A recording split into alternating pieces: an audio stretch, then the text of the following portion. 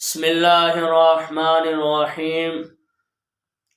ایک بھائی سوال کرتے ہیں کہ میں سنت ظہر پڑھ رہا تھا کہ تیسری رکعت میں سورت ملانا بھول گیا اور آخر میں سجدہ سہو میں نے کر لیا تھا، تو کیا میری نماز ہو گئی یا دوبارہ پڑھوں، یا سجدہ سہو کرنا ضروری تھا یا نہیں تھا؟ اس سے پہلے گزارش ہے، اس طرح کے شرعی مسائل کا حل جاننے کے لیے ہمارے چینل کو ضرور سبسکرائب کریں۔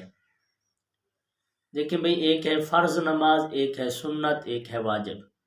فرض نماز جو 4 رکعتوں والی نماز ہوتی ہے، اس کے پہلے 2 میں سورت ملانا ضروری ہوتا ہے الحمدللہ کے ساتھ، آخری 2 میں صرف الحمدللہ پڑھنا ہوتا ہے۔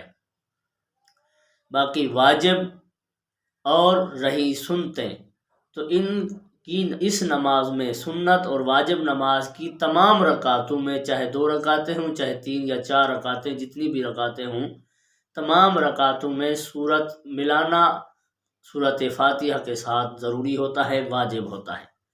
تو اب اگر آپ کی رہ گئی، جیسا کہ آپ ظہر کی نماز سنتے پڑھ رہے تھے، تو اگر آپ کی رہ گئی اور آپ نے آخر میں سجدہ سہو کر لی ہے، تو یہ آپ کی نماز ہو چکی ہے، اور سجدہ سہو کرنا آپ کے لیے ضروری تھا، کیونکہ یہ وہ واجب تھا جس کی تلافی سجدہ سہو کیے بغیر ممکن نہ تھی۔ تو آپ نے سجدہ سہو کر لیا، اس لیے آپ کی نماز درست ہو گئی، اور اگر بالفرض آپ سجدہ سہو نہ کرتے تو آپ کو دوبارہ پڑھنی پڑتی۔